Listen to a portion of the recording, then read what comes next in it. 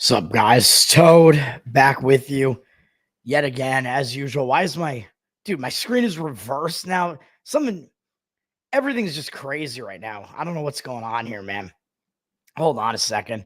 Hopefully, my audio is actually working this time. This is wild, dude. This is throwing me off big time. Orientation settings are disabled while live. Oh, my God. All right. Well, you're going to get backwards, Toad, for this episode, I guess. What? Seriously, man. I don't know what is even happening with you do hear me. Thank you, Nate. I don't know what is even happening with StreamYard lately, man. This is just crazy. But let's do a backwards NFL show. We'll call it the Built Backwards episode. I'm built backwards anyway. Do I? Oh, well, I just see myself as reversed then. This is wild, dude. It's throwing me off hardcore. It's completely the opposite. It's opposite day.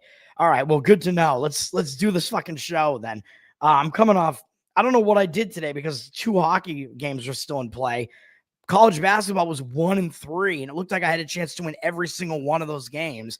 Arizona was winning by 13 with like less than 10 minutes left, I think, and they didn't even win outright. So that was awesome. The game was at a low scoring pace, so it wasn't their preferred pace, but whatever. Since I yelled fire Monty, the Blues are on fire. I don't care whether they're on fire or not. Are they in one of my overs today or are they not? I don't remember. I think I didn't talk about that game, actually. Yeah, I thought the Bruins should get rid of him. I don't think he was a good fit for the Bruins. The Blues are doing well with him, and the Bruins are actually doing okay since they fired him. So both of those teams are doing all right. Chicago's not doing that all right since they fired their coach. But college basketball, I mean, as I was saying, that first game, what was the game? Yeah, Arizona. That game did not go to their preferred pace. So that's just, they should have won anyway, though. Like I said, they had a big lead late in the game. They blew it. Justin Grace Scotch Bonnet sauce. I've never had that, actually.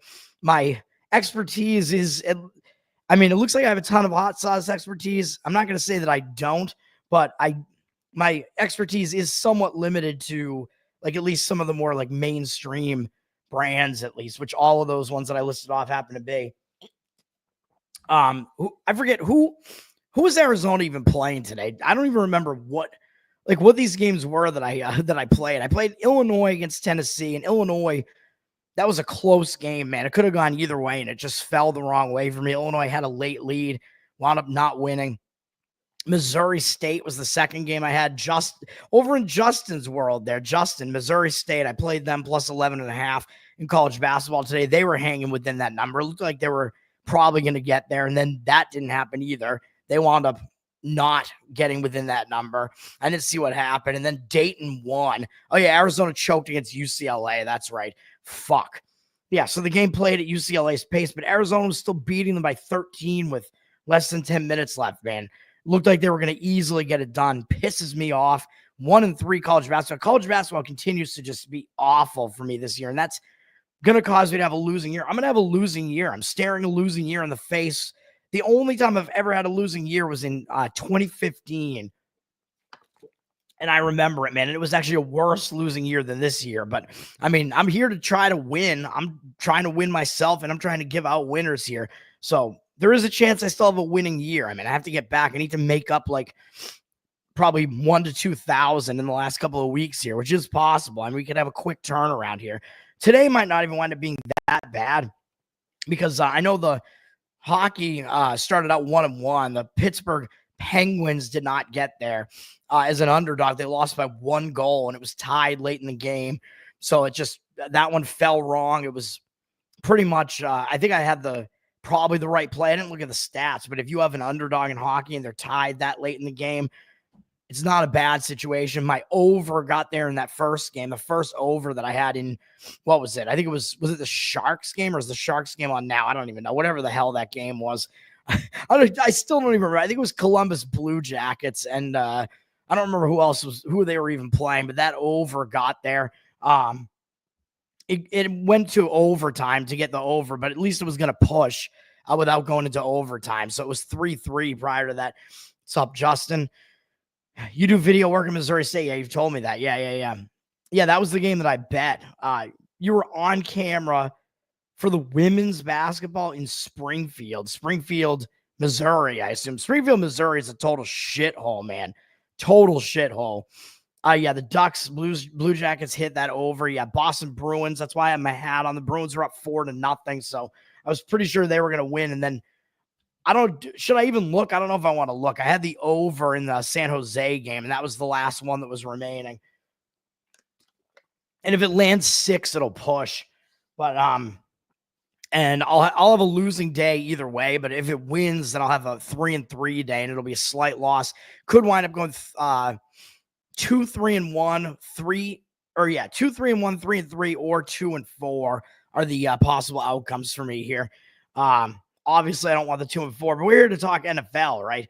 NFL, I'm already off to an 0-1 week because of the fucking San Francisco 49ers. They can't win.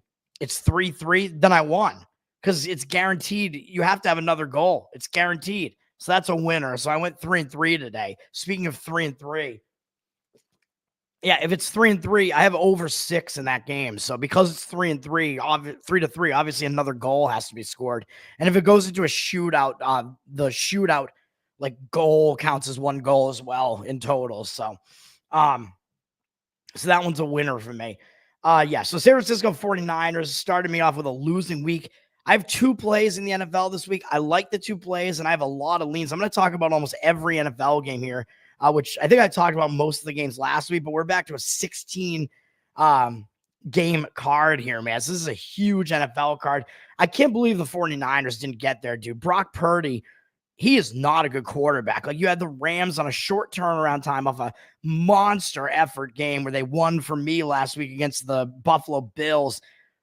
I thought that they were in a real bad spot after that. The 49ers needed the game more. The 49ers didn't trail that game until the 4th quarter.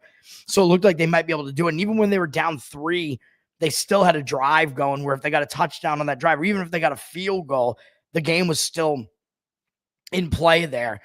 Yeah, Justin, I lost money on that game. I had Illinois plus 1.5. I don't know how it ended, but I'm pretty pissed because I know it was a really close game. Fuck. So the 49ers, yeah, what else can I say about that, man? I mean, they had their chances, man. If they had scored on that drive that I was talking about, they could have at least tied the game with a field goal. And then if they get another field goal, they'll win and cover for me. If they got a touchdown there, they probably would have won and covered for me. Instead, Brock Purdy throws a crucial interception. Just kill me, man. All right, let's look at the NFL card here. We got a bunch of games here. Yeah, as if I want to look at this outcome again here. The 49ers are dead. They're not only dead to me, but they're a dead NFL team. I kind of actually like this backwards view here. It kind of looks like I'm leaning over. I look more casual. I'm like, hey. All right, Kansas City, Cleveland. Let's start talking the NFL slate 8 minutes into the video. This is going to be a long video, man. I just got back from They Might Be Giants, so I'm feeling it right now, and it is pretty late for me here. And I'm not watching this fucking bowl game where it looked like South Alabama looked like they were actually going to cover, but it was a really back and forth game. So I mentioned that I liked Western Michigan and I liked the over in that game, but whatever. It was a buzzer beater for Tennessee. Fuck, man. So Illinois was that close to having the win, I guess, or win and cover. Well, I only needed Illinois to come within 2 points, too, and they didn't. I think they lost by 2. All right. Kansas City Chiefs and Cleveland Browns. I'm looking at this game, man. I'm going to have to lean to the Cleveland Browns in this one. Western Michigan got to within 7 here late. So they're going to wind up covering the better number. This game plummeted to 6 late, by the way. I mentioned that I liked Western Michigan at plus the bigger numbers there. So that one's going to wind up failing to go over probably, and it's going to wind up with a Western Michigan cover unless something else happens there. NFL, in whatever bowl that is, the Salute to Veterans Bowl. Kansas City Chiefs at the Cleveland Browns. The Chiefs are down from 5.5 to 4, man. So this line has moved against them. They do have 64% of the tickets, 79% of the cash. So it looks like they have the cash percentage, but I don't know if that's accurate because the line has dropped. Now, I believe Harrison Butker is off of IR, but I don't know if he's back yet because he's been hurt. So I don't know if Kansas City is going to have him back or not, and they might need him because you know what Kansas City's coming off of, man. What else would Kansas City ever be coming off of? They're coming off another close win. Go figure. When does that not happen? And this time it wasn't an egregious reffing call at the very end like it was against the Raiders, but they're coming off the division doink is what we're calling it, where their backup kicker doinked basically a chip shot field goal to win the game, and they were down 1. He almost missed the field goal, but it doinked. It was like a 20-something yard field goal. He almost missed it. It doinked off one of the goalposts and went in, and they won the game. Absolutely ridiculous. So Kansas City coming off another close call, and you might think, well, doesn't that mean Kansas City's going to like bounce back from that? Like, aren't they going to, because they had another close call. Because that was my analysis last week. Their close call against the Raiders. I thought they were going to show up and play better against the Chargers, and they did for like the first half. But does that mean Kansas City's going to bounce back from that because it was a game that they really almost lost to the Chargers? I'm going to say no, because that was a big game against the Chargers, man. We're calling it the division doink because Kansas City clinched the division, man. So Kansas City, not only have they clinched the division, but with Buffalo losing to the Rams last week, I'm pretty sure Kansas City they haven't quite wrapped up the 1 seed, but Kansas City is sitting Kansas pretty here as far as getting the 1 seed. They've already clinched the division, so I think this is a letdown spot, man. That was a big win against a division rival. They have a better opponent up next. They have all better opponents up next in Houston, Pittsburgh, and Denver. So, and also, as we know, Kansas City doesn't win by margin at all. How many times have they won by whatever the margin is in this one? How many times have they won by more than 4? Twice all year, maybe. Baltimore, Chargers, and New Orleans. Oh, and San Francisco. And all right, Raiders. Oh, fine. And Buccaneers. All right. So more than I thought, but still, since then, they haven't had any win by more than 3 points in their last 4 games. So I don't trust Kansas City here, man. There's no way I'm going to lay the points with Kansas City here. The public wants Kansas City because they keep winning, even though they don't keep winning by margin. Cleveland, I mean, they're playing out the stretch here, but at least for Cleveland, I think they're still going to get up for any game. I think they might try to get up for every game they have left, man, to be honest, because when you're Cleveland, the games that you're going to get up for are big games against division rivals or like games against big opponents. So if the Kansas City Chiefs are coming into your house, is that really not going to motivate you to try to get up and try to win this game? I think it is. So when you have the returning champs coming to your place, I do think you're going to be motivated for that. Cleveland, I know they're coming off a tough divisional loss. They were coming off that crazy Monday night game and having to play a second straight road game. I mentioned that last week. It was not the easiest spot for Cleveland there. And Pittsburgh had already lost to them the other time. So I think that motivated Pittsburgh a little bit. I talked about that last week. So Cleveland, I mean, that was not a close game, even though, yeah, they lost a big game against Pittsburgh. But I think they could be in kind of a bounce back mode here. So I lean to the Cleveland Browns plus the points in that one. Jose, I don't know. I mean, I do play fantasy. I would have to go look at it. You want me to look at my numbers? I'll do it right now, actually, real quick. Breece Hall and Connor. I'm going to say probably Breece Hall, but let me see. I basically just have a couple of sites where I just look at what numbers they have going on for the I don't know if this is PPR or not, though. I usually go half point PPR on this. I don't know if it's going to matter here. I know the Jets are playing out the stretch, but they're playing an awful Jacksonville defense. I got Breece Hall ranked pretty well here. Let me see. James Conner. Oh, James Conner's playing against New England, though, and they might actually have the lead. So, yeah, scratch that. I would go with James Conner, actually. New England, I mean, their defense isn't really that good either. James Conner up against, I mean, both of those opponents don't have good rushing defenses, but which one of those opponents do you think which one of those teams is more likely to have the lead and be running the ball more? Arizona against New England at home, or the Jets against Jacksonville? I'm going to say Arizona. So I would go with James Conner in that one, in that decision there in fantasy playoffs starting, by the way. And I have the 1 seed. I have a bye in my main league. So I'm sitting nice. I just beat the commissioner. You're a Chiefs fan. Yeah, the O-line is trash. Yeah, Patrick Mahomes, I mean, he's not having his best season, but he is good, obviously. South Alabama is in Western Michigan territory, but the game's almost over. God damn, man.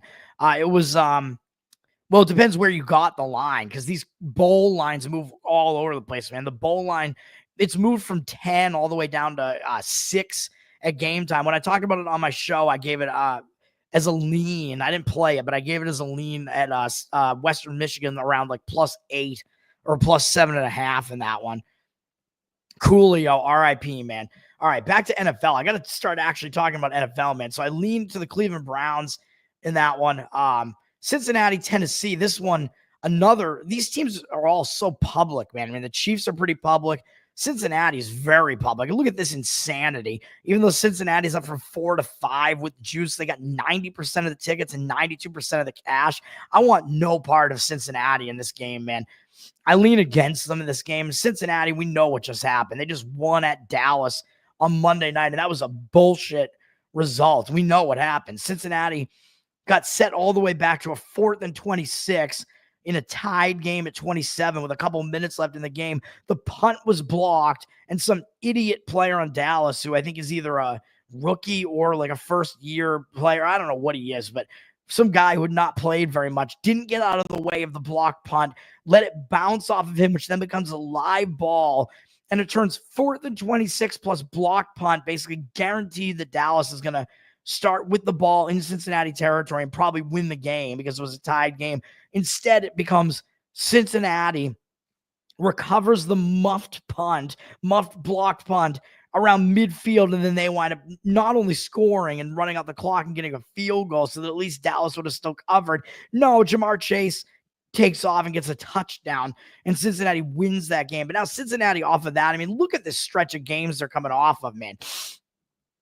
Thursday night at Baltimore, huge division rivalry game in primetime on Thursday night, and they lost the game on a failed 2-point conversion at the end.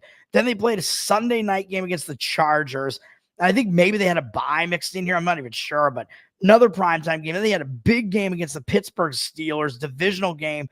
Then they played another primetime game Monday night. So their last 4 games, they played 3 games on the road, and they played 3 primetime games in the last 4. All of the road games are primetime games. The other game was a huge game against Pittsburgh. And now they're playing a second straight road game. They're playing a 4th road game in 6 weeks. 4 out of the last 5 games have been road games. They do have a divisional opponent up next in Cleveland. Do you think Tennessee is really going to draw their focus coming up this stretch of games like this crazy stretch of games? I know they're technically still alive for the playoffs, but do they really think they are? They're on a short week coming off a crazy run of games here. They have a divisional opponent up next. So, yeah, I don't like it. And meanwhile, Tennessee, I know they're dead and they're playing out the stretch, but they just lost to the Jacksonville Jaguars, man. They didn't even score a touchdown against the Jacksonville Jaguars. So I think Tennessee is in a bounce back spot here, man. I mean, it's Joe Burrow coming into their house. I do expect them to be focused on this. Nobody wants to lose a game like that, in embarrassing fashion like that. And it was kind of an embarrassing blowout the week before that too. So I like Tennessee in this one, man. And Tennessee, they're at home getting points. They're in the better spot, and they have the better defense. So it's not one of my plays, but I do like Tennessee to cover the number in that one. Again, you're getting the better defense. I know Joe Burrow can light it up, but Cincinnati's defense can't stop anybody. And maybe that'll be kind of a cure for Will Levis, because Will Levis has started playing awful again. He's been like mediocre at best, but against a really bad defense, maybe. Although I know Jacksonville's defense is bad, and that didn't solve anything for them. But is Tennessee really going to suck that bad offensively two weeks in a row? I don't really think so. So, yeah, I always have balls in my mouth, man. That's right. I am a total degenerate. South Alabama ran the clock out, so they won by 7. That's going to help in my bowl pools, because I had in the spread pool, I had South Alabama plus whatever the original number was, plus 10 or something to cover the spread there. And in my straight up like confidence pool, I had South Alabama somewhere as like a mid-tier confidence pick just to win the game outright. So that'll help my pools. I didn't bet the game though. So if I had bet it, I would have been in on South Alabama at around, Western Michigan, at around plus 8. I had Western Michigan plus the points in my spread pool is what I mean. All right. What else we got going on here in the NFL? So I leaned to Tennessee. Washington, New Orleans. I'm going to talk about this just because, well, there are a couple of things going on. I guess I should first, usually I run down who are all the teams that are on bye. There are no more buys from now on. So there are no teams on buys, but the teams coming out of buys, yeah, there are a shit ton. Washington is one of them. So you got Washington, Baltimore, Houston, New England, Indianapolis, and Denver, who are playing each other, which is a game I'm going to talk about in a little while. All 6 of those teams coming off byes. Washington and New Orleans, I'm going to talk about this game because of the injury situation here. Washington's up from 3 to 7.5. They got 86% of tickets, 90% of the cash. They're going to be very public, but the reason why the line moved, this is not like an organic market move here. This is because Derek Carr got hurt again. I think he like broke his hand or something against the Giants last week. So Derek Carr is not going to play in this game. So that's why the line has moved up. And not only is it Derek Carr not playing, but I believe his replacement is going to be a guy who's never played an NFL game before.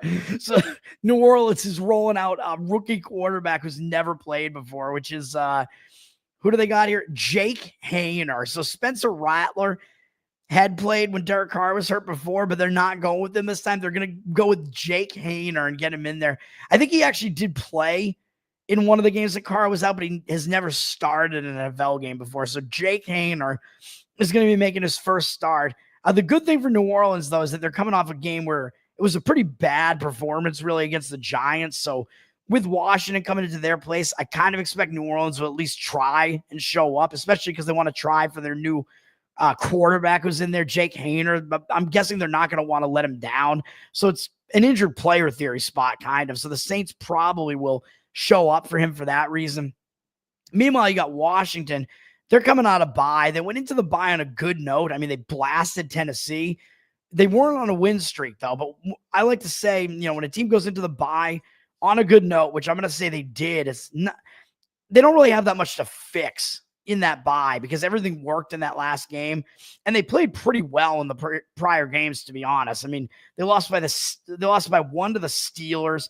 They lost on Thursday night by 8 to the Philadelphia Eagles.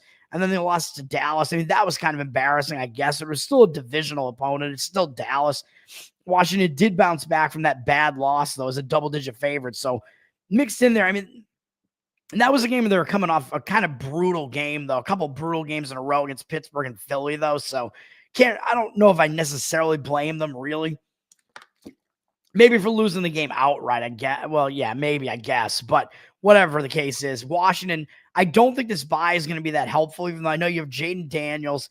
He's a rookie quarterback, and rookie quarterbacks tend to get tired out later in the season because they're not used to playing this long of a season. So I think we're seeing that happen with Jaden Daniels here. So maybe that bye will help Jaden Daniels a little bit. So I can see that being the case. But with the line having moved this high, and I expect New Orleans to kind of show up in the injured player theory, I do kind of lean to the New Orleans side getting all those points, but there's no way I'm going to put my money on a completely unknown quarterback in Haener. We got to see what he actually does. But the other thing that makes this spot not that great for Washington, I mean, they're going out on the road, which I guess isn't that easy, but look who they have up next, man. They have the Philadelphia Eagles up next. That's a huge game. And I know Washington, they are still vying for like a wild card spot. So they are still playing for that. They're in the last wild card spot right now, I think, in the NFC. So they are still trying for that. So there is that aspect of it. So it's kind of a tough game to read. Not a game that I'm playing. A swig of hot sauce. I don't know, man. My Boston Bruins, baby. Not only, did they fuck the Canucks, they confucked them. Not only did they do that, but I won money on that game. That was one of the plays I gave out this morning on the Boston Bruins, plus 120 or something as an underdog. Charles, what's up, man? Nate is great. He's one of the best fans here. Drake London or AJ Brown. Oh man, I'm answering fantasy football questions while I'm at it here. All right, let me look that one up real quick, I guess. We got PPR projections. Drake London playing against the Raiders. I mean, they don't have a good pass defense. Let's just put it that way. But do you think Atlanta is going to be losing the game and having to air the ball out more? That's kind of the issue there. I don't know. Or do you think Pittsburgh is going to have the ball more and be airing it out more? Do you think Philadelphia is against Pittsburgh? Excuse me. Pittsburgh obviously has the better of those two defenses, though. So I'm going to go Drake London with that just because both teams are favorites. So I think that's kind of a wash. So I would go with Drake London. I mean, he's against the weaker pass defense by far. So I'm going to go with Drake London in that one, in that decision there. Baltimore at the Giants. I just don't really care about this game. Baltimore's coming out of a bye, but look at this line. This is the heaviest favorite of the season so far, I think. Ravens are up from 12.5 to 16.5 on the road, 82% of tickets, 86% of the cash. I don't even know if it's Drew Lock for the Giants or not. I don't even know if it matters with a line like this. The Giants just lost again at home to the Saints. So, I mean, will the Giants try to show up with Baltimore coming into their place? Maybe. Baltimore's coming out of a bye, which that bye may have actually helped them a little bit because they lost 2 out of their last 3 and played a bunch of like tough games in a row. But Baltimore does have the Pittsburgh Steelers up next, and that is a big game because really that division is going to kind of come down to that game.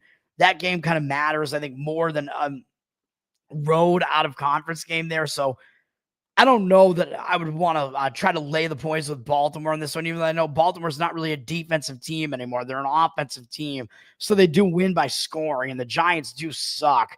But, I mean, the Giants with Daboll there, he does have a tendency to get games into, like, kind of slower paces at home, though. He does tend to kind of do that, even though they don't even have a rushing attack with the Giants. I don't know how he does that, so maybe that'll be the case there. Dallas and Carolina. Yeah, I mean, I lean to Carolina in this game. I haven't played this one, but Bearsworth, hello to Bearsworth, to Mini Bearsworth, Bearsworth's son there. That's him in your profile picture, I assume? Hello to Mini Bearsworth. Luca. Hello, Luca. Luca is also it's a very Italian name, man, which I like because I'm also Italian. So I don't know if you guys are Italian or not, but I like the name. All right. Dallas, they're coming off a Monday night game, man. So again, that Monday night game where they lost to Cincinnati, I already described how they lost that game on just sheer stupidity when they were going to have the win. They were going to beat Joe Burrow as long as that punt block resulted in Dallas getting the ball, which it was going to until one of their idiotic players touched the live ball and they handed the game over to Cincinnati. If you're Dallas, what do you have left to play for, man? I mean, you're basically eliminated at this point. You have to go out on the road and face the Carolina Panthers, and you're pretty much coming to the realization that you're not going to make the playoffs. Are you really going to show up focused for the Carolina Panthers? And by the way, Carolina, they should play Andy Dalton in this game just so this is a Red Rocket versus Red Rocket matchup here with Cooper Rush against Andy Dalton. It would be hilarious, but I know Carolina's not going to be doing that.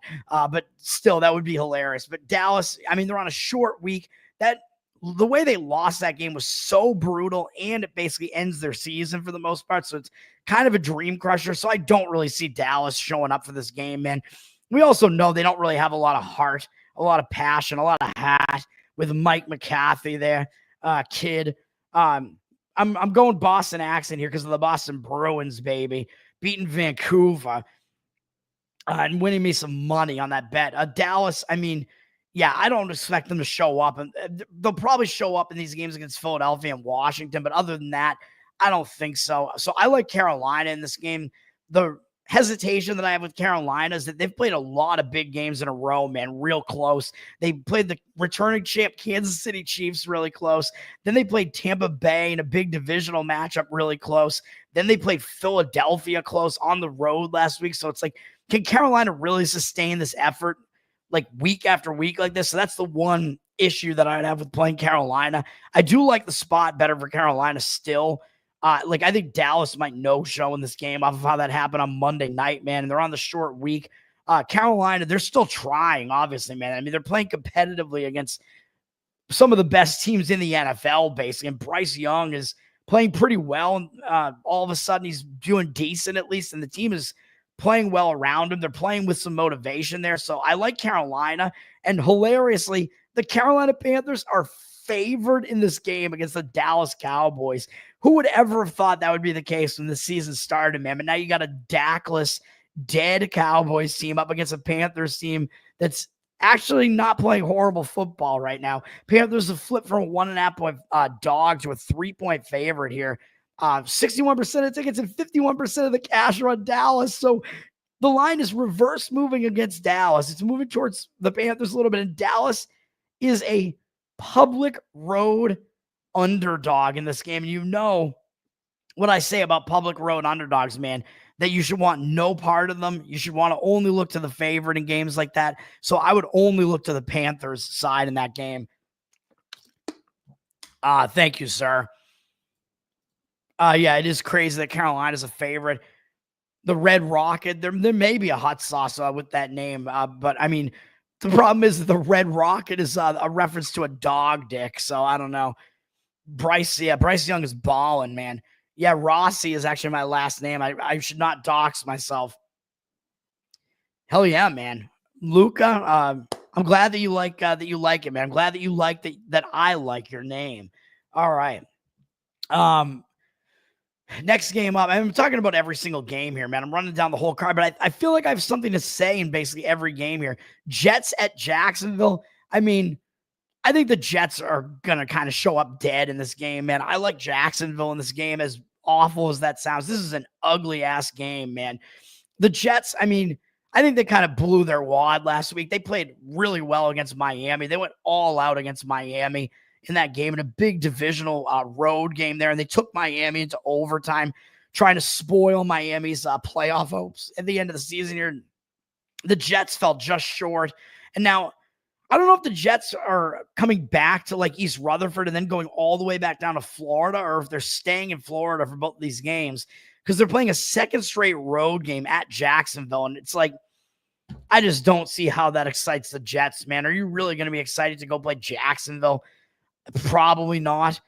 Jacksonville, I mean, they finally won a game against Tennessee. And I think what that could do is, I think when you win just an ugly game like that against a bad team, it's just like, I think that could kind of end your losing momentum there a little bit. And it kind of gets that monkey off your back, because I think Jacksonville had not won any game without Trevor Lawrence in there. They've been rolling with Mac Jones, and they finally won a game with the awful Mac Jones at quarterback, man. So that might actually start some momentum for Jacksonville. So I actually like the Jacksonville side in this game. And again, it's not one of my plays. Jacksonville, Mac Jones, this is a hilarious stat. Mac Jones is 5-0 lifetime against the New York Jets. Granted, he did that with the New England Patriots, so he had a better team around him. But Mac Jones is total ass, man. And he's undefeated 5-0 in his career against the New York Jets. So take from that what you will. But I think the situation sets up better for the Jags in that game. The Jets are up from 3 to 3.5, but with reduced juice on it. They're public, 71% of the tickets, 62% of the cash. So I would only take the points with the Jaguars there. You're here for the long shows. It's taxing on me, man, because I at least got to sleep or something. I got to get up and analyze the Monday night, or analyze the Sunday. I don't even know what day it is. Analyze the Sunday card. Except for football, which I already have my bets in and already have it analyzed. So it's only going to be the short, probably short NHL, NBA, and college basketball cards. So, but no, dude, I like talking about this stuff though. So there is that. Like, I could just talk about it and think about it all day. Miami, they're coming off that win over the Jets, and that was a close call, man. So I think Miami, they're still trying to win these games, man, because they're sitting at 6-7. They're still in the playoff hunt, kind of. So Miami, I mean, I expect them to still show up here. This is somewhat of a big game against Houston, because if Houston is not going to hang on to their division lead in their division, then Miami's having to beat these teams to try to get a wild card spot. So Miami does need to win, and they are an underdog here. But Houston is coming out of a bye, and they kind of went into that bye on a bad note. They went into that bye losing to the Tennessee Titans in an upset as a pretty decent-sized favorite, bad loss. And then they came out of that, and they were winning this whole game against Jacksonville, but they wound up not covering. They didn't really play well. So Houston, I would say they went into that bye on not the greatest notes. They might use that bye to fix some things. I have heard some public, or not public, excuse me. I've heard some professional bettors liking the Houston side in this one, but I'm just not so sure. This is one of the harder games for me to read. And Houston, they do have a couple of big games up next against Kansas City and Baltimore, man. So Houston, I mean, is it possible they start looking ahead here? I mean, I don't know. I think it is possible. And this is actually a Saturday afternoon game, I think, against Kansas City, because I think we get, college football is kind of over now, except, well, College football, the playoffs are going to be on that day, though. Playoffs. So I think actually that Kansas City Houston game is actually going to be on the same day as the college football playoffs. This is crazy, man. And I'm going to talk about the college football playoffs, man. I'll talk about how I broke down my bracket and whatever. I decided to not do a bowl show because everything about the bowls changes on a day-to-day basis so much. But I will talk about the college football playoff probably next Friday. On Friday night, I'll probably do that show before it starts. And I'll probably start doing college basketball shows at night the week after that, maybe when every team is playing in conference games. What's up, Maya? Is Maya your daughter, man? Wait, sorry, Bearsworth. It's your daughter, Maya. Hello. Maya, I like Maya. Maya's a pretty name, man. Evan Ingram, yeah, Mac Jones, yeah, he has the best he's got the best players on his team, man. Oh, your kids think it's crazy that I'm talking to them? Yeah, man. I mean, this is it's 2024. This is the technology, man. I apologize for any vulgar language that I might have use in these shows, man. Mac Jones has never had Brian Thomas Jr., ATN, and Tank. Yeah, in New England. Yeah, he actually has more weapons around him in Jacksonville here. Yes, sir. That's right, man. I've so few viewers, man, that I kind of try to deal with all the comments here and reply back. Yeah, Marshall. We are Marshall, man. Marshall. I don't know what they're doing, man. They won the Sun Belt, and then their coach left town, and then the players just decided, well, we're going to leave town too. So that's going to be one of the worst bowls on the slate, man. I don't even know what to do with it because – well, now Army probably will actually show up for that game because Army is probably angry at how they lost to Navy today. If that was a close game, I might say that Army is going to be in kind of a defeated mood coming into that game. But now I think Army wants to just go in there and just beat Marshall's ass probably. So that's kind of what I think. But then again, I'll talk about this when I get to start talking about these bowls. But when teams have all their players leave, though, guys still have to come in and play, though, and those guys are actually finally getting a chance to play. So those guys, I think, are going to show up motivated. Like these Marshall reserves that don't get to play, they're going to show up motivated. The question is, how much worse are they talent-wise? Is their talent level so low that they're just not going to be able to compete? That's the question you have to figure out because the line obviously moves to account for all those Marshall players leaving. The line was going to be probably Army a 7.5 point favorite if it was these teams at full strength. And now it's and Marshall, I've been talking about how they're not good anyway. They lost the yardage battle in every one of their games. I got to analyze this when the day actually happens, man. But still, the line has moved up to Army minus 17 or something. So it's moved 10 points. And maybe it'll move back down a little bit because Army didn't look good today, which I got that right on my show, by the way. The only game I wasn't right about was that stupid Celebration Bowl, which cost me a pick in my pools on that bad performance of South Carolina State. But I gave out Navy as a lean. I didn't play it, but I liked Navy in the Army-Navy game as far as the side, plus the points. But they won outright easy. So Army, yeah, well, I mean, I don't know, man. That line might be adjusted so much towards Army that it's probably an unplayable game for me. I just don't think I could take either side there. I just don't see that there being value on the Army side at the very least. So back to Houston here. Houston, yeah, I mean, it's questionable, I think, whether they use that bye to fix some things or whether they might start looking ahead a little bit to Kansas City. This is a tough game for me to read here, the Texans and Dolphins. So then I kind of resort to what I see in the market, and even that is kind of tough. The Texans are up from 2 to 2.5 with juice. So we have seen this line kind of headed in the direction of 3, and that would be kind of a strong move. That would be a big move if it hits 3 because 3 is a key number in football. So that would indicate there is some money coming in on the Texans side, even though we do see Dolphins with 61% of the tickets and 69% of the cash. So I'm not so sure. I don't really know how that's going to go. Oh, Marshall declined the bowl invite. Man, this is why you gotta kind of not bet bowls early on, man. So they don't have enough players to even field the team. That's crazy, man. My name is Toad. What am I doing awake? I'm a night owl, man. A night bear, yeah, because I'm gay and I'm a big hairy man. Yeah, that's right. Oh, your son is your ton is sexting is almost what I said. Your son is texting. Yeah. Uh, that's wild, man. So Luca is in control, man. He's in command of the keyboard, man. So La Tech is now in a bowl. They're probably like a 5-17. Why are they the first team up as a 5-17 to replace them in that bowl? I don't know, but that's going to change that handicap a lot, man. Like La Tech, if they're a team that wasn't in a bowl and now they basically had to request to get into that bowl, that tells you that they want to be in that bowl, man. So that tells you they're probably going to show up and try to win that bowl. So that changes that bowl a lot. Yeah, all night the Bears are plump and gay. Bears are always plump and gay, man. Yes, sir. All right. So yeah, this game again, hard for me to read, but I've heard professionals say that they like the Texans side, so I'm kind of leaning that way, but that's the toughest lean that I have. I'm doing all these games in order, man. So you're going to get my plays when you get them. I apologize for people that usually like to fast forward to the end of the show. The last couple of weeks I've done my plays in the middle of the show just because I'm going chronologically. So it'll get people to watch the whole show anyway. And you don't scroll to the end. At the end, I still recap what the plays were. We're at that buy versus buy game here, man.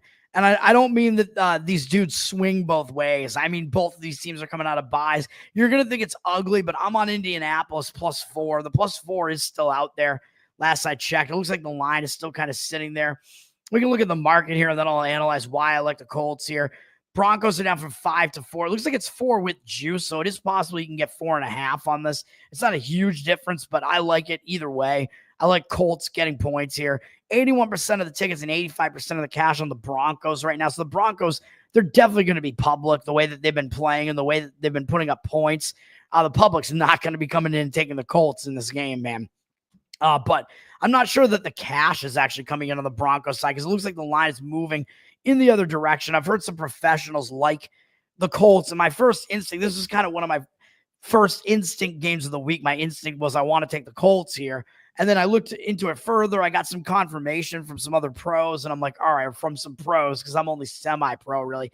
And I'm like, okay, yeah, it kind of confirms what I thought here, where I like Indianapolis in this one. And by the way, this is a battle between, I think, maybe the two best against the spread teams in the NFL. The Colts started out like 7-1 against the spread, and I think they're still like, what's their record right now overall? I know the record isn't that good. They're 6-7, but I think they're still like 10-3 against the spread, or maybe they're 9-4 against the spread. So they're still really good against the spread. But that usually means, well, there's not going to be value then on the Colts because they keep covering the spread, right? So the odds makers have to keep changing the number, like skewing the number to adjust for that, right? Well, no, because the public continues to not play on the Colts. So why would the books have to adjust it? Even though the Colts keep covering, the public keeps fading them. So the books don't have to adjust for that.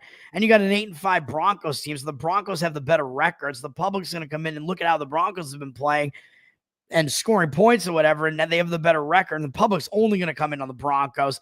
Broncos also have a really good against the spread record. I think they might have the best in the league. I think they maybe only have like 2 or 3 spread losses this year. So I don't know. I mean, I could try to go through this and see which of these games were spread losses, but I think that's true. So something's got to give here, man, with both these teams covering the spread a lot. And when that happens, I think that going against the public makes sense here, with the public being all over the Broncos. That's got to be the side. When you know the public is coming in on one side, that's got to be the side that the line is being skewed towards. For Indianapolis, I mean, they went into the bye on not really the greatest note. I guess they won, but they had to win last second against the New England Patriots. So they didn't exactly play the best game. And now I think the bye might actually help Indianapolis, because Indianapolis has been like alternating quarterbacks throughout the season, man. They were using Joe Flacco when they thought they were still alive, and Flacco was better for their offense for a while. And then they decided, well, we might be out of it now. And they lost a couple of these games in here, and they went back to Anthony Richardson, and he's the guy now. I mean, they realized that he's like supposedly our quarterback of the future here are my Indianapolis Colts, because they are actually my favorite NFL team. Because of Peyton Manning, by the way, because I hate the Patriots and I hated Tom Brady. So I went with Peyton Manning against Tom Brady, man. I love Peyton Manning. quick backstory there as to why I root for the Colts. With the Colts, with Anthony Richardson in there now, I mean, it makes sense they have to play him at this point. They have to start developing him. So it's basically like he'll do what he's going to do for us. And if we somehow make the playoffs, well, then good. But if we don't, we're like still developing him. Indianapolis is still not dead, but they need this game badly, man. So I think that I'm kind of talking about two different factors here that are coming into play in this game here, where one is that I think the bye is actually going to help Indianapolis because it's going to help them get more reps for Anthony Richardson, knowing that he's the starter. He gets to like learn more of the playbook. He gets to practice for an extra week with the guys that are actually going to be out on the field with him there. So I think that's going to help Richardson. And because the Colts need this game more than Denver does, I know both these teams are fighting for wild card spots, but the Colts, they need this game more, man. When you get a motivated team, both of these teams are going to be motivated, but the Colts are going to be maybe a little bit extra motivated here. When you get that and you're getting points, I think that's the way to look. Like, if you're laying points, I would say that the pressure might be on a little bit, and that might be the case with Denver here, but getting points with a team that you like know is going to be motivated, or at least you think they're probably going to be motivated, and they're going to play the whole game, getting points, it's a good situation to be in, man. When you're going to get a full effort out of that team and you don't need them to actually even win the game, just play the game close. I like that. So I like all of that. And I think the bye is more advantageous for Indianapolis here. I know they are going to have to go out into elevation. So that's one thing that might affect Richardson a little bit. It might hurt them a little bit to go into elevation. So I'm a little bit worried about that. But other than that, I like the spot, man. For the Broncos, I don't see how this bye could be advantageous for them, man, because they went into the bye off of 3 straight wins. And really, I mean, who did they beat? They didn't beat anybody impressive. I mean, the Falcons have been awful recently. They beat the Raiders, whatever, and then they beat the Cleveland Browns. So I know they're playing a little bit better with Anthony Richardson, with Jameis Winston there. But even still, I don't think these wins are that impressive. And their defense in the last 2 games, the Broncos' pass defense has been getting shredded, man. In the last 2 games, Winston threw for almost 500 against them. And with Raiders, I think it was, Aiden O'Connell in there still. He threw for, it was Minshew plus Desmond Ridder plus A.J. Cole. So that combination of 3 quarterbacks threw for 300 against this Denver defense. So granted, I know those teams were losing, so they had to throw the ball constantly. But Denver, their pass defense, which we thought was really good for a while, this vaunted pass defense, has allowed 800 yards through the air in the last 2 games. So maybe Richardson is going to be able to do something against this defense, man. This defense is supposed to be really good. Maybe Richardson will be able to do something here against a defense that's kind of not doing as well. And Indy can also certainly run the ball. I mean, they have the better rushing attack in this game. They got Jonathan Taylor there, one of the best running backs in the league. So there's that. But then as I was going to say, Denver, I mean, look at how they went into the bye. They won 3 games in a row, and then they took the bye. You do not want to have a bye on a win streak like that, man, because that bye can serve as a momentum killer for you going into that bye, man. I think it's bad because you go into that bye, what do you have to fix? Everything's working for you, so you have nothing to fix. And not only that, but they went into it on that barn burner Monday night game against Cleveland. And yeah, I might like Denver even less if they were having to turn around and play off of that game right away on a short week. But I still think the bye is going to be disruptive coming in there on a 3-game win streak like that. I think it's going to halt the momentum. Denver's not been able to run the ball very well. So we're still looking at kind of a one-dimensional offense here, even though I know Nix can run a little bit with it, but with his feet, but still, if Denver's not going to be able to run it that much and Indy's going to be able to focus on the pass a little bit, that's going to be helpful for Indy as well to kind of slow this Denver offense down. And Denver's offense was not doing that well up in some of these games, man, up until these last couple of games against, I guess, some questionable teams, to say the least. So I don't know, man. And I don't know if we could say that Indy is that good, but maybe Indy is better than the last 3 opponents they've faced. And who has Denver really beaten this year, man? I mean, that's the thing. They beat Tampa Bay. Yeah, and I was on Denver in that game. Tampa was in a terrible spot, sandwiched in between their big, huge playoff revenge game, beating the Detroit Lions. And then they had Philadelphia up next. That was a terrible game. terrible spot, excuse me, for Tampa Bay. So Denver won that one. And then who else did they beat? They beat the Jets. They beat the Raiders twice. They beat the Saints, who had nobody on that team at that point. They were all injured. They beat Carolina, which I don't remember if that was Bryce Young playing there yet or not. And then they beat Atlanta and also Cleveland. I mentioned the Raiders twice. So Denver's wins, unfortunately, man, their wins have not been impressive.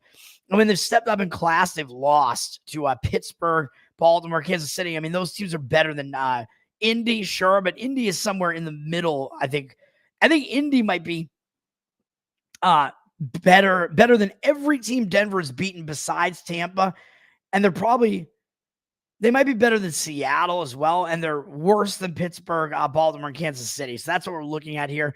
So all that coming into play, man. And then here's the other one of the major reasons why this is a bad spot for Denver is look who they have next week.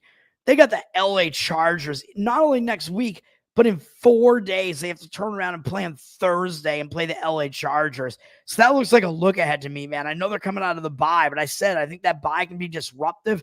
And this game is huge. They're tied with the LA Chargers right now in second in the division. That's a game that's going to have wild card implications for sure. And it's a huge primetime division rivalry up in 4 days. So I think that's a look ahead for Denver as well. So give me the points with the Colts in that one. Brady is better than Manning. I disagree. I mean, Brady had a better system around him and more cheating. Manning was able to do more with less. Colts are only 8-5 ATS. So they were 7-1, man. So I guess they've been failing recently. Did Carl actually say plump and gay? I never watched it, man. So that would be awesome if he did. Hopefully they did. Missouri State's moving to CUSA. Interesting. Yeah, La Tech. Well, yeah, that is interesting. So Missouri State's going to move up into FBS then, is what you're saying. That's wild. Yeah, plump and gay has definitely made it, man. If Carl said it. Clint looks like Wilford Brimley. Clint's not fat, though. He's just a little bit old, and I don't think he has diabetes yet either, so I don't know. I'm trying to get through some of these comments here. Manning is a better all-around human than Brady. Yes, I would agree. Brady fucks. I mean, he's had some hot wives, I guess. I don't think Giselle is that hot, though. I mean, I think she got kind of has a male jawline. I don't even know who's Peyton Manning's wife or whatever. We don't even know. I think it's better that way. He kind of keeps that stuff out of the limelight. Does it get more plump and gay after that Cleveland game? I don't know. I mean, Cleveland's not a good opponent, but that game was just wild, man. And they did go into a bye after that. The best sauce for hot wings, Dirty Dicks, man. Dirty Dicks is a great wing sauce. It's really hot and it's also sweet. It's got like brown sugar and molasses in it. It is called Dirty Dicks. It's a great brand name. They make some good stuff over at Dirty Dicks, man. That is what I recommend. Do I like Andrew Luck? I mean, I liked Andrew Luck, man. It's just it's sad what happened to him, man. Just too many injuries and he had to end his career basically. The Cleveland Steamer was that what that game was? I don't know. Deflategate. I mean, the Patriots were definitely deflating the balls, man. They definitely had deflated balls. Spygate was a way worse scandal though. But both of them I think were actually pretty bad. The Patriots, the reason why they were deflating the footballs wasn't just for Tom Brady. It was one of the main reasons why the Patriots never fumbled the football was because they were deflating the footballs. That was the reason why they weren't fumbling the football, man. I'm telling you that right now. Because you look at these running backs that the Patriots had, as soon as they were not on the Patriots, they started fumbling way more for no apparent reason. So, I mean, you can look into that. All right, I'm going through all these games here. Buffalo at Detroit. I mean, this is the big game of the week. Obviously, I got to talk about Buffalo, Detroit. This is a huge game, man. I mean, what else can you say about this? Looking at the market read here, the Lions are actually down from a 2-point favorite to a 1-point favorite with juice now. So the odds makers are telling you that the Bills are actually the better team with the Lions not even getting full home field here. Bills 60% of tickets, 64% of the cash. Very interesting. Very interesting. I know the Lions do have defensive injuries, man. I think maybe they're getting some guys back here, but I mean, I don't know, man. I mean, maybe those defensive injuries are going to start catching up to them a little bit. The Bills may actually have the more like balanced team. Weird to say, like the Bills might actually have the better defense. I don't know. Detroit's defense is better against the run, I believe, than it is against the pass. So that's not really a good matchup for them against Buffalo because Buffalo doesn't really have a good rushing attack. They have Josh Allen. And if Josh Allen's going to be able to do damage against Detroit's defensive weakness, that seems like the matchup is actually favoring the Bills a little bit. And what are the Bills coming off of? Yeah, they went out to the Rams. That was a game that I played because the Bills were coming off clinching the division in that crazy snow game on Sunday night. They were on a complete roll. They had beaten Kansas City and then gone into a bye before that. Huge win against Kansas City as well. Bills, they were ripe for a letdown in that game, having to go out to the Pacific Coast with this game up next against Detroit. So they lost that game. I know they had to put in a full effort in that game. They did to try to come back in that game. So I'd like the Bills side a little bit better here if they got blown out against the Rams, but I still think it's a bounce back spot for Buffalo, man. After they got caught in that game against the Rams, I think the Bills are going to show up in this game against Detroit, and they're coming back closer to their home. So this isn't that far away from them geographically. And it is still, even though it is the Lions, it is a road out of conference game though. So maybe the Bills, I mean, are they not going to show up for that reason? Probably not. I mean, I think the Bills are still going to show up for this game. I mean, people are hailing this as a Super Bowl preview and whatever. So I think the Bills will show up in this game. And I agree with the line move there. I agree with taking the Bills as the small underdog in this one. Detroit is actually, I believe Detroit is actually going to probably be the more public team in this game. Detroit, they're rolling, and the public likes to weigh too heavily what they saw last. So they saw Buffalo lose. Detroit's only got one loss on the entire season, which was way back against Tampa in week 2. They've won every game since then. So that's what the public's going to be looking at. And what did they do last? They beat the Green Bay Packers on Thursday night. So it does mean that Detroit has extra time off because they played on Thursday. And yeah, I mean, they do have a divisional game up against Chicago, but is Detroit really going to overlook Buffalo? I don't really think so. I know they have 2 divisional matchups in San Francisco remaining, but I think they're going to show up. This is a big game, man. Everybody's hyping this game up. I think Detroit's going to show up, and I think Buffalo's going to show up. But then again, I mean, Detroit is coming off a big win, man, against Green Bay. So obviously I'm not playing this game because I have mixed thoughts about this. But Detroit, if they were going to be in kind of a plump and gay spot, it would be after they beat Green Bay a second time, right? Because they season swept Green Bay. So they basically knocked Green Bay out of contention for the division pretty much. And now they have to contend with Minnesota, who they play last in the regular season. So I don't know, man. I mean, Detroit having that extra time off, I don't think helps because it's kind of like a mini bye week in there. And I always say that can be a momentum stopper, man. When you're coming off a big win over Green Bay like that and you're winning all these games, you have extra time off. I don't think that helps. I don't think you want that extra time off. I think it might slow their momentum down a little bit. So for those reasons, I do like Buffalo in that game to some extent. Favorite hot, fresh pepper. I mean, I don't tend to like the really hot peppers, like eating just the straight up pepper. It's just, it comes down to all spice at that point. So hot, fresh pepper, I would probably go habanero because it's still got like a decent flavor. Like you're not getting into territory where it's just going to like have absolutely no flavor left. So probably the habanero. It's a decent mix of being pretty hot and it still has flavor. Yeah, get dirty dicks, man. Go on and get dirty dicks. Oh yeah. Oh, you're saying the Deflategate was bad as far as like the NFL didn't do it. Yeah, no, they did. They deflated the balls for sure. The evidence got destroyed, man. Tom Brady destroyed his cell phone. There was evidence there, and the NFL, first of all, they kind of just looked the other way on it because they didn't want to look bad again. And Tom Brady destroyed his cell phone. So that's what was going on there. You had the guy who was deflating the balls came forward. I mean, you can go look this up. Yeah, the steroids were some all. They're also the steroids were causing some deflated balls. I don't know what you're talking about as far as that's concerned, but I think the rule came in after the Deflategate happened. The rule came in, and then maybe it didn't happen again. I don't know, but the Patriots were absolutely. Some of the evidence is the lack of fumbles, dude. The lack of fumbles was a massive historical outlier. You can look it up. The Patriots fumbled. People, oh, it's because Bill Belichick is such a good coach. He coached them to not fumble. My ass, he did.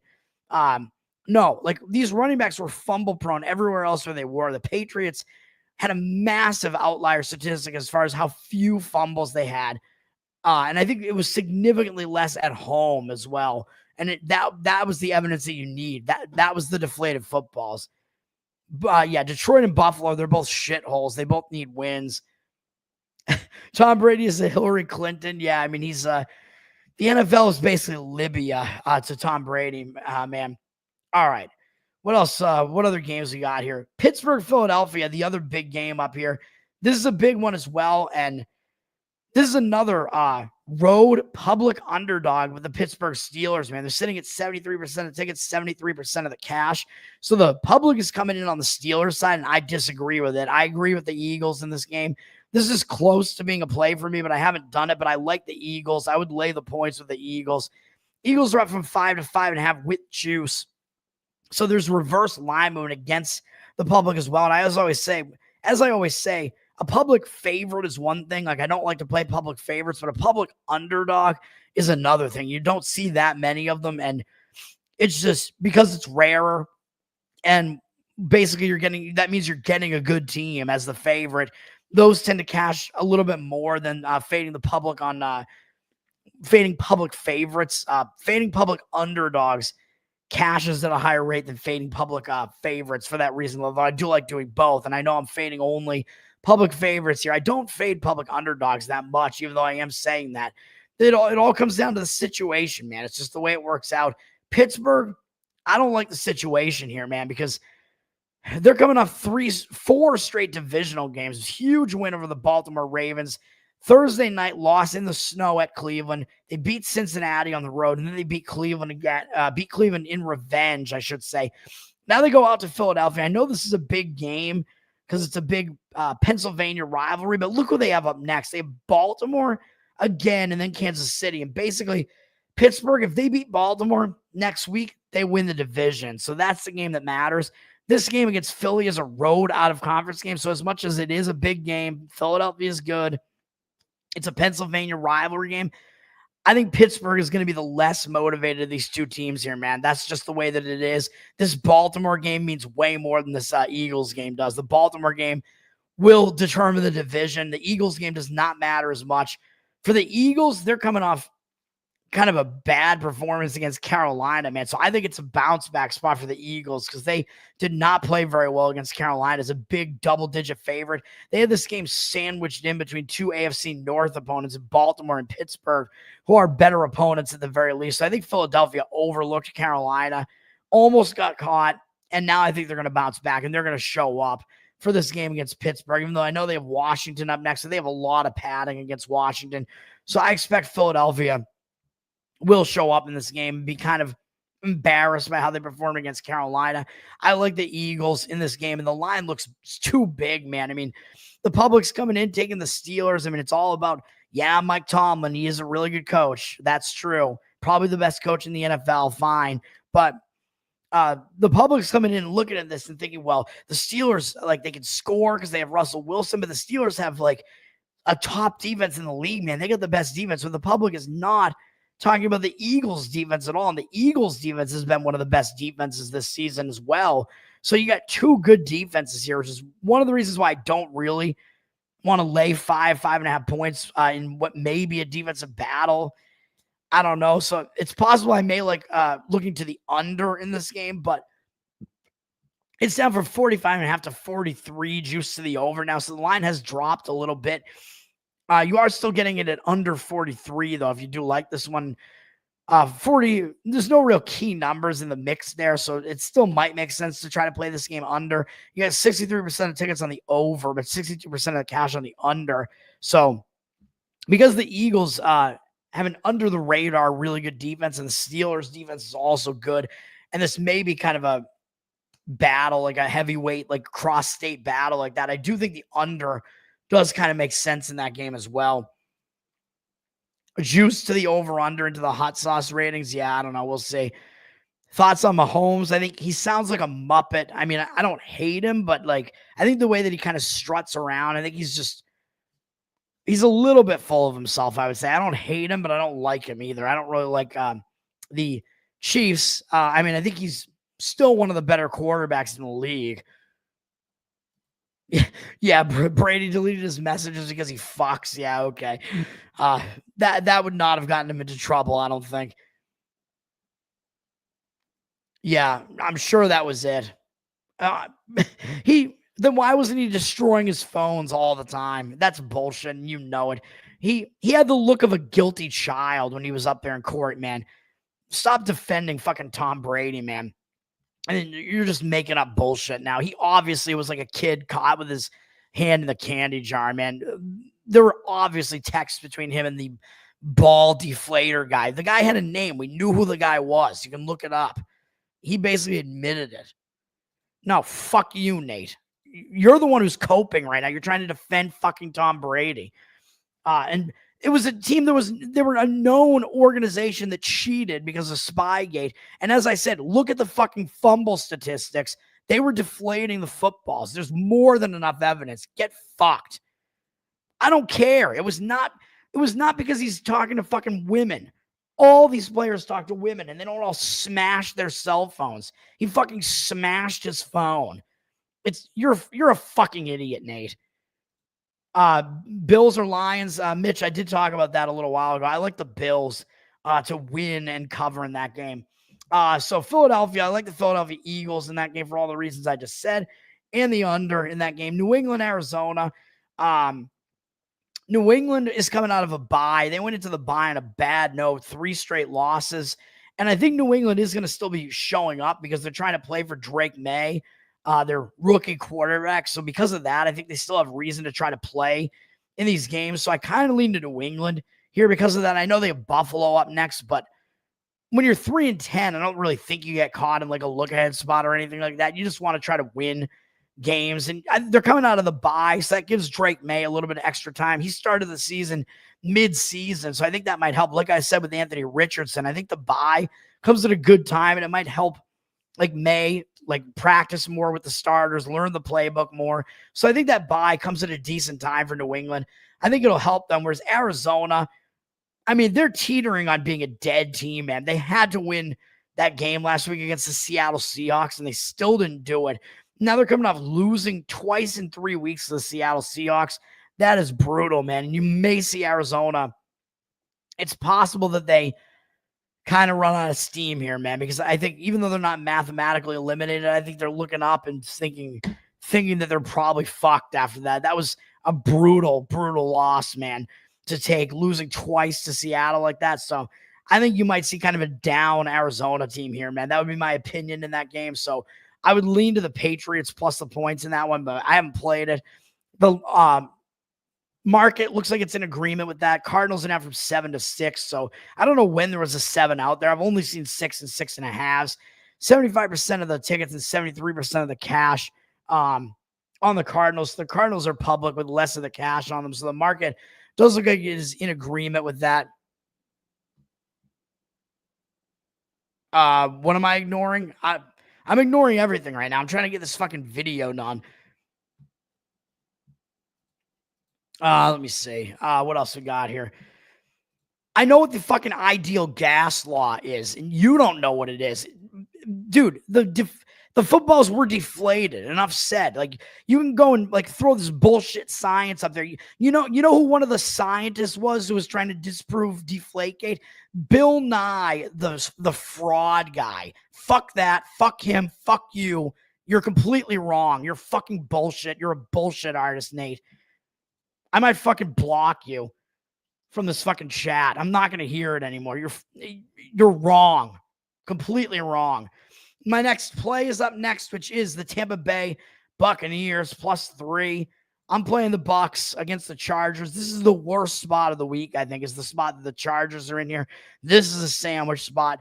Chargers are down from 3.5 to 3. It looks like it's 3 with reduced juice now, though. So I think if you're getting +3 on the Buccaneers, I think you're having to pay a little bit extra for it, unfortunately. But I still like the Bucks. I mean, I think the Bucks might win this game outright. I mean, 3 is a key number, so try to get the 3 if you can. I would probably pay up to like -115 maybe to try to get the 3 there. Chargers have the public ticket percentage, 54% of tickets, 56% of the cash on the other side, though, on the Buccaneers. So the cash discrepancy is on the Bucks. So the market does look like it's in agreement with this. And this is a play against the Chargers as well. Man, this is a play on the Buccaneers too. I think the Buccaneers are in a decent spot and a motivated spot, and the Chargers, I think, are not. I mean, I already mentioned, what are the Chargers coming off of? They're coming off of losing to Kansas City right at the end on the division doink. Kansas City's backup kicker doinking a chip shot field goal, and it still went in. And the Chargers lost the game at Arrowhead on that, and they had the game in their grasp. And if you're the Chargers, how do you turn around after that and play an out-of-conference game against Tampa Bay? And then who do they have up next? Not only up next, but again, just like I said with Denver, I'm playing against both of them. In 4 days, they have to turn around and play the Denver Broncos in a huge division matchup with huge playoff implications. This is a sandwich spot, man. They don't need this game against Tampa. I don't think they're going to be paying attention to Tampa. They're off that brutal loss. It's going to put them in a hangover spot here. And I think this is a look-ahead spot with that quick turnaround time to Denver. I don't think they're going to pay attention to Tampa Bay here. I know that Tampa Bay is having to go out to the West Coast here. I know I say a lot of times I don't like East Coast teams going out west, but it's worse in night games. And this is at least not a night game. This is a late afternoon game. So the game will still end around like 7:30 p.m. Tampa Bay's time. So that's not that bad. So I like Tampa here, and I think they just have momentum coming into this game. And I mean, they've reeled off 3 straight wins, but all against bad teams, against the Giants, Carolina, and Vegas. So arguably you could say, well, Tampa Bay's not beating anybody since they had all these injuries. Yeah, they have not had an impressive win since way back against Philadelphia. So since Tampa's had all these injuries, I agree they do not have an impressive win, but they played competitively in every one of these games, man. Against Atlanta a couple of times, although Atlanta's not playing that well right now. Still, competitively against them. They played competitively against Baltimore, played competitively against the Chiefs, played competitively against the 49ers. So, I know the 49ers are kind of a mess right now. So, I think the spot is way better for Tampa. I mean, I think Tampa's going to show up for this game. I think they're in kind of a momentum continuing spot, even though I know it's a third road game in 4 games, but even so, I mean, they at least broke it up. It's at least not a second straight road game, which next week will be against Dallas on primetime. But I don't think they're going to be looking ahead to Dallas, because here's the other thing. Like I said, why is Tampa Bay going to be motivated here and need to show up and win these games? Yeah, because remember that Atlanta team I just said where they just lost to? I said they lost to Atlanta twice. Yeah, well, Tampa's only 1 game ahead of Atlanta in the division right now. And Tampa cannot fall into a tie with Atlanta because they've already lost the tiebreaker to Atlanta. So Tampa needs to keep winning. They need to keep their pedal to the metal here, fighting for this division. And they're kind of fighting for a wild card spot at the same time too, potentially. So Tampa's got motivation here. They need to win this game more than the Chargers do. Give me the Tampa Bay Buccaneers +3. That's going to do it for those 2 plays at the very least. Let's see here. Yeah, well, I'm pissed off, Nate, because you're absolutely fucking wrong about this. I'm stubborn when it comes to opinions, and you're being a fucking moron about this. I do appreciate the support, though. I know you're in my chat every time. I do appreciate that. I don't appreciate the pro-Patriot bullshit, though, when it's absolutely complete bullshit. What do we got? Night games now. I'm down to the night games, then I'm going to get out of here for the I'm going to get out. This will close out the show at the very least. Green Bay is at Seattle. Green Bay, I mean, they're coming off that game where they lost to the Detroit Lions. That was kind of a brutal loss, man, because that means the division's going to be out of grasp. Now, they lost both games to the Lions. So are they going to turn around and play again? I think they might, because at the very least, they do have extra time off here. So, But coming off a tough game like that against Detroit, just like I said with Detroit, I don't know, man. I mean, they could still be in kind of like a, not a letdown spot like Detroit might be, but kind of like a hangover spot coming out of this. And it is a second straight road game, having to go out to the Pacific Coast for a night game. But at least Green Bay is not an East Coast team, so they're at least not traveling 3 time zones. They're only traveling 2 time zones, so that mitigates it a little bit. But Green Bay, I mean, they're not in the greatest spot, I guess I would say, but at the very least, they do have extra time off, and maybe they'll bounce back from that Detroit game, because at the very least, Green Bay still needs to fight here, because they still need to make a play. They still need to get into the playoffs, man. And the NFC is pretty competitive, and it's a pretty big cluster right now. So they do still need to win some of these games. And this is a game up against another playoff contender here in Seattle, even though it looks like Seattle's probably going to win the division. But you never know, because Seattle and the Rams are both sitting there, and they could both get wild cards as well. So Green Bay does still actually need this game. Seattle maybe needs this game a little bit less, because they beat San Francisco and then they beat Arizona twice. They're on a 4-game win streak, beating the Jets in there. I know I lost on the Jets in that game. That was a sandwich spot. It was a bad spot for Seattle. The Jets threw that game away when they were looking like they were going to take a big lead early in the game. What can you do? Arizona, I mean, Seattle beating Arizona twice, that puts Seattle at atop the division. It basically knocks Arizona down out of division contention pretty much. So Seattle's coming off a big win, man. And I don't think Seattle is actually that impressive. I think they're kind of doing this with smoke and mirrors a little bit over the last 4 weeks. So I actually do still like the Green Bay side here, even though they're coming off the big game against Detroit. Both teams are coming off big games here, and Green Bay at least has extra time off to prepare for this. And I think they have the extra motivation, because Green Bay can't win their division, so they need a wild card spot. Seattle can win their division still or get a wild card spot. So Seattle is in a little bit of a better position.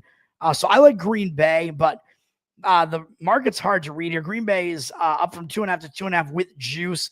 57% of tickets, 56% of the cash. So it looks like the numbers moved up on Green Bay a little bit, but the cash percentage looks like it's a little bit against Green Bay right now. So I don't know. I've heard some professionals liking the Green Bay side. I kind of do as well. And I think the public's going to come in and look at this and think this is more of a competitive game and think, well, wait a minute, how are the Packers laying points on the road here with these teams being pretty close in records? Well, the odds makers are telling you Green Bay is actually the better of these two teams, man. Nate, I'm not going to block you. I'm just fucking pissed about the Patriots, the bullshit here about Deflategate, which I am absolutely right. I've researched it in depth. I'm such a Patriot hater that I've done like many deep dives on this. Clint, you get a luxury box? What do you mean? Like a luxury box at like a sporting event and do Tower Gang from it? Yeah, I mean, maybe, he could, maybe he will. New York City is the worst. You mean like as a city? Or you mean you mean like the New York Jets? You mean the Jets and the Giants? Yeah, they don't have good football teams right now. What can I say? Which it sucks, dude, because I like Aaron Rodgers, so I kind of wanted the Jets to do well here, man. All right, Monday night, Bears Vikings is the first game up. Thanks to the schedule makers, we get a doubleheader on Monday night, and look at how shitty these games are. Bears, Vikings, and Falcons, Raiders. Thanks a lot to the schedule makers. I mean, I guess Falcons Raiders is the worst of these two games, but still, these games don't look pretty. The Vikings are up from 6 to 7, plus even money, though, even juice. So, not really. So it is on the 7 now. So I guess that is somewhat of a key move where it's kind of sitting on 7 now. 84% of the tickets, 89% of the cash on the Vikings. So the cash looks like it is on the Vikings a little bit, but I'm not sure I agree with the Vikings side in this one, man. I mean, Chicago, they're playing out the stretch now. I mean, they've lost a bunch of games in a row, but they lost in pretty embarrassing fashion to San Francisco. I know this is a 3rd straight road game, but that was such an ugly loss out in San Francisco, man, that I expect Chicago's probably going to bounce back here. I mean, Chicago, they were not in the greatest spot there, man. I mean, they'd played all of their division opponents in a row there and played them all close. So they were coming off that, and they just, I think, didn't have anything left in the tank, even though I mentioned it was also a fired coach spot for Chicago there because they fired Eberflus going into that game against San Francisco, but it did not motivate them at all, and they still got their asses handed to them by a very inconsistent 49er team But because Chicago's coming off that ugly loss, I think maybe they will bounce back in this game. And it is one of those second divisional matchups of the season, which is road revenge, where, as I pointed out, when a team lost the first matchup on the road, when a team lost the first matchup at home, so if a team lost a divisional matchup at home and then they go and they play that team on the road later in the year and they're an underdog, that team tends to be a decent way to look because they have a little bit of extra motivation for that reason, and maybe they get a little bit of extra line value for that reason because the public's going to be looking at, what happened in the other game. They might look, well, it was a close game, Minnesota at Chicago, but that was at Chicago, man. So Minnesota won at Chicago. Of course, they're going to win and cover at home when they play Chicago, right?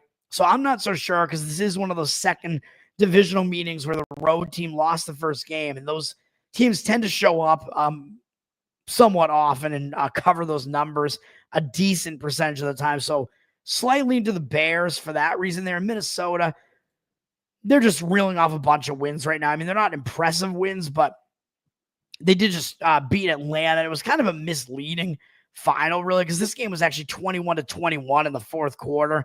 And then Minnesota scored 3 straight touchdowns to finish the game. So the game was way closer than that, getting closer to the end of the game. So I don't know. But Minnesota might be feeling a little bit high on themselves. And you beat anybody 42-21. And it was kind of a big game. I forgot to mention this, but Atlanta, Minnesota, that was Kirk Cousins' return to Minnesota. So the Vikings beat former Minnesota Viking Kirk Cousins. So some of these guys beat their former teammates. So that was kind of a big game for that reason. So Minnesota probably feels pretty good about beating Kirk Cousins and getting the win there. So playing a team they already beat once, yeah, I mean, I would lean to the Bears a little bit. Yeah, I mean, my soft spot, I don't know. I mean, first of all, like I said, you're wrong. But second of all, yeah, I fucking hate the Patriots. But any defense of Deflategate, I think, is bullshit. As far as saying that it didn't happen at all is just bullshit. And making up bullshit, obvious bullshit excuses for why Tom Brady would smash his phone right at that instance. It's not a coincidence that it came out that he was texting with the guy who was named, the guy that was like dealing with the footballs, and he had texts with that guy and he smashed his phone at that point. Yeah, gee, no, it was because he didn't want people to see that he was texting women. Yeah, okay. Yeah, that's right. We're Bostonians, man. I'm a quarter Italian kid. You don't want to fuck with us. I got some mafia in my blood. I'm from Sicily, man. I mean, my ancestors are from Sicily and Calabria, so I got some mafia blood there. And my grandfather on that side, who wasn't actually Italian, the non-Italian part of that side, he was actually like in the mafia, and he's like buried with like a mob family. So there is some shit going on there. Yes, I did go over. Oh shit, sorry, Derek. Everybody's asking Detroit Buffalo. Yes, you did miss that. You'll have to go back. I do lean to Buffalo, but I gave some analysis on that. He was texting you, Charles. Yeah. Yeah, that's correct. College disagreements, I don't give a shit about. But Patriots, well, that's because disagreements on who's going to win a game, I mean, that's one thing. I mean, that's kind of, this is kind of subjective analysis here in a way, but the Deflategate thing is just totally objective. So it's completely just a black and white. It's right or wrong. Right or wrong in college football games only becomes objective once the game finishes. I don't like sports debates. I get really heated. There's a Better Off Dead Twitter chat, and I really piss off everybody. I'm a complete asshole, man. I that's just the way that it is. I admit it. And yes, I'm not blocking you, sir. I appreciate you watching every show, man. You're the only person that watches every show, so I don't want to lose you, man. I love everybody that's in the chat, man. But yes, I get really fiery about specific things. Last game up is, I mean, really, this is what I'm going to close the show on. Atlanta Falcons at Las Vegas Raiders. The best game of the week, baby. The last Monday night game, which is actually going to overlap with the other game because they're at 8 and 8:30 p.m. This great Monday night schedule. Atlanta, they're coming off that same game I just mentioned where they got brutalized by the Minnesota Vikings. They're coming off Oh man, I mean, they're coming off a couple ugly games, and this game should have been a win, man. I mean, I bet the Falcons in this game. This is a terrible spot for the Chargers. Atlanta completely dominated this game statistically against the Chargers. Chargers completely no-showed on offense, as you see here, 187 yards of offense, 10 first downs. Atlanta had 350 yards and 24 first downs. I mean, come on, man. I mean, we know which team had the upper hand in that game, and still it didn't happen. And Atlanta lost the game because Kirk Cousins threw a pick six and he threw 4 interceptions, I think, in the game. It's just completely ridiculous, man. So Atlanta, at least in some of these losses, and even last week, the game was 21-21 in the fourth quarter. So Atlanta maybe isn't as bad as they've looked these last few weeks. Yes, though, this is a second straight road game, and it is an East Coast team going, or Eastern time zone team at the very least, going to the Pacific Coast for a night game. And I do mention that's usually not a good sign. It's usually not good when the East Coast team has to go to the West Coast and play a game that's late for their biological clock. But Atlanta, they need wins, man. They're still fighting for this division. They're not out of it at all because this division sucks so bad. They're only 1 game behind Tampa. So despite losing 4 games in a row, they're still not dead. So Atlanta has reason to show up here, man, for both of those reasons, because it's a bounce back and they're still fighting for playoff positioning. Whereas the Raiders, they don't really have anything left to play for, man. So, but here's the thing. It's a Monday night game. So as far as the games left, the 2 games the Raiders might still show up for are this game because it's a Monday night game, and the Chargers because it's their final home game and it is the Chargers. So they're obviously going to show up for that game, but I think they might show up still in this game because it is the Atlanta Falcons. But the Falcons should have more motivation here because they're fighting for the playoffs. So then the issue is, do you want to lay all these points with the Falcons? They're up from 3.5 to 5.5. So the market does look like it is on the Falcons side with 59% of tickets, 73% of the cash on the Falcons. So they do look like they have the cash percentage, and the line has moved up on the Falcons. So kind of interesting there. So it does look like the money is actually coming in on the side of the Falcons, maybe for the reasons I just said, where they are the team that has more to play for. But the pressure is on, man. So do you really want to lay points with the Falcons in a spot like that? I don't, particularly because the pressure is still on. Even if it does look like the market does agree with it, and it does look like it is a decent spot for the Falcons, I don't want to lay points with them on the road. But the Raiders, like I said, they don't really have a whole lot to show up for now at this point, man. So, but then again, Monday night, they may show up just because it is a Monday night game. And then you got to pay attention to who the hell is the quarterback for the Raiders here. I don't even know the answer to this. I think it's Desmond Ridder. But you got to make sure, I mean, if you're going to play this game, at least have that information, I guess. But yeah, so Gardner Minshew is on IR. It looks like Aiden O'Connell might actually play in this game. Maybe. He's listed as questionable right now. So it's either going to be him or Desmond Ridder. I have no idea who Carter Bradley is. Carter Bradley, their 3rd string quarterback. But O'Connell, I guess if he is actually healthy, he will play in this game. So the Raiders, I guess we don't have to worry that much about who their quarterback is, because I don't think it matters that much between him and Desmond Ridder. I don't think either of them are that good. Although Desmond Ridder, interesting if he plays in this game, though, right? Because Desmond Ridder was on the Falcons, wasn't he? So he'd be playing against his former team. This would turn into the Desmond Ridder Bowl if he plays, man, because he'd be playing against his former team in the Falcons. So if he does wind up playing for the Raiders, he's playing against his former team. And we did see last week that did not work out well for Kirk Cousins. In the Kirk Cousins Bowl, his former team demolished him. So it's hard to gauge. Like, I think there are kind of 2 sides to that coin, right? Because if you're the quarterback, you're motivated because you want to play well against the team that got rid of you and whatever. But on the other hand, that defense knows all your tendencies because you were on their team. So that seems like maybe it's the stronger factor. At least last week it was with Kirk Cousins. So maybe we won't have to worry about that. And maybe it will be Aiden O'Connell here. But I'm not going to worry about this game anyway, because I am not touching this game with a 10-foot pole. So that's it, man. That's going to do it for the NFL show. Sorry for my outburst. You don't get Tower Gang live. Thank you, Nate. I appreciate you showing up live for every. You're in every Better Off Dead live, man. You're the only one, so I absolutely appreciate it. I apologize for my outburst, although I am still correct about this, and I get heated about it. You don't catch Tower Gang live. That's all right. I mean, Tower Gang, Wednesday nights. That's a good transition, by the way. My plays one more time before I plug Tower Gang is the plays are Indianapolis +4 and Tampa Bay +3. Those are my NFL plays tomorrow. Full NFL card, but I got 2 plays, and I did have one loser on Thursday with the San Francisco 49ers. Thought it was a bad spot for the Rams. What can you do? They don't all win, but I want to get both of these tomorrow. Hopefully we do. Follow the Tower Gang podcast. Follow me, Tower Gang Toad, on Twitter, and Tower Gang podcast. We're live every Wednesday night, 9-11 p.m.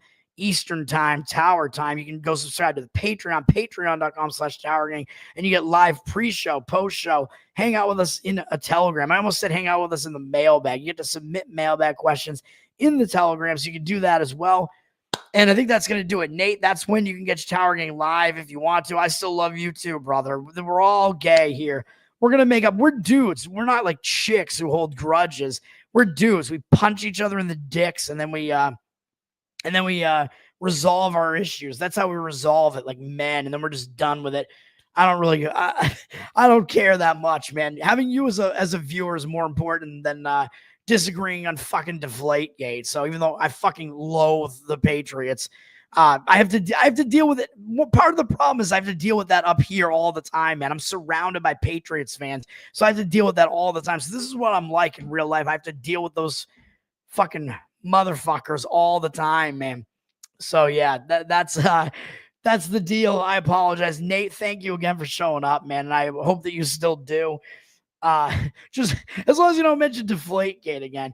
And yeah, if you want to catch Tower Gang, like I said, it's 9-11 p.m. Eastern every Wednesday. Although Christmas Eve and New Year's Eve, I don't think we're going to be doing shows on those Wednesdays, so we might switch to a different day or something.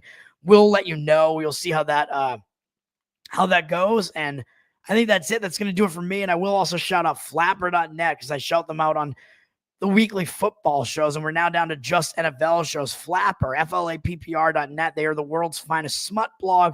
They talk about beautiful women, and I am running their betting odds for the Milkers of the Year award, which goes out to the woman who did like the hottest thing of the year, basically, that was public and has a nice rack, and it's probably going to be Sydney Sweeney.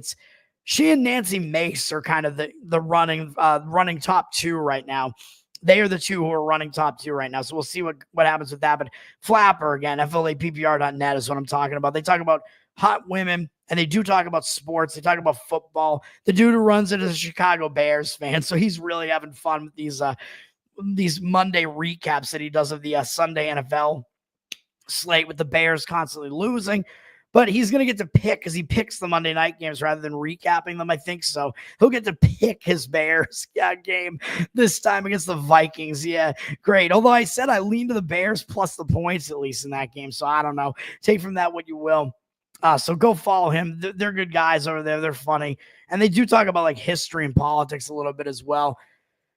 Yeah, that's right. The odds have got to move in her favor after those leaks, man. But people did not like some people thought that she like looked ugly in those pics. Oh, Sydney Sweeney is actually ugly. Look at her without makeup, man. Like in her natural state. I'm like, you're fucking gay, dude. If that's what you think, like she's still obviously hot. She still looks hot in those pictures just because she's not all made up and stuff. Like if you are like dating Sydney Sweeney, that's what you're going to wake up next to. And you're saying you would not want that. Okay. You're fucking gay. Then that's what I think. That's going to do it, man. Yeah. Clough and Norm, man. This is Cheers. I've been to Cheers, the actual bar. It's close to the State House in Boston. The bar is actually called, what is it? I can't remember the name of it now. Is it the Bullfinch? Something like that. The Bullfinch Tavern. I'll have to remember it again. I forget what the name of it is. Everybody calls it Cheers. But so if you go to Boston, there is a Cheers bar in Faneuil Hall, but that's like a tourist trap that's just referencing the show and whatever. The actual bar where they filmed the Cheers show is the one near the State House, which I believe is called the Bullfinch. It's something like that. You can go look it up though. So I've been down in there and people stick their business cards up under the bar and stuff. It's a decent hangout. I mean, it's an old bar. I mean, you know what it looks like if you've seen Cheers. That's where they filmed it. So yep. Yeah, they're coping for sure. She was definitely hot in those pics, man. All right, that's gonna do it for the show, man. Hour and a half NFL show. I talked about every one of the 16 games, 2 plays, and that's gonna do it. Because I think the bar existed before the show. I think so. The bar had its name before that, so it just kept its name, whatever it is. I think it's the Bull Finch, but now I might be getting that wrong, or the Bull and Finch. I forget, but you can go look it up. I'm sure the information is out there. Anyway, that's going to do it. Thanks everybody for hanging out, especially Nate, because you are still my best viewer, man. So thanks to everybody who's been in the chat. Nate, Charles, Justin, all you guys. Bear, who had his kids with him, the Mitch. I don't know if I can run down all of them. I think I'm going to miss a few of you guys, but thanks to everybody who was in here, man. D-Mac, Bear is Bear's worth, by the way. Johnny, all you guys who are in the chat, man. It's too many to shout out all of you, I think, now. Derek, and I think I missed whoever the other guy was who asked me about the Bills game. I think I missed that last one. Oh, no, it was the Mitch. So I got you all, I think. All right, that's going to do it for me, man. Finally. I'm not going to go to bed yet either, because I'm going to eat a late dinner at 2 a.m. because I haven't eaten since like noon. So it's not going to really be a dinner, but I got to at least put some food in my body. Then I'm going to sleep, and then I'm going to be back tomorrow morning with the Sunday breakdown with talking about whatever the other sports are that are being played. Maybe I'll add some extra plays there. That's going to do it finally. Thanks, guys. Peace out. Thank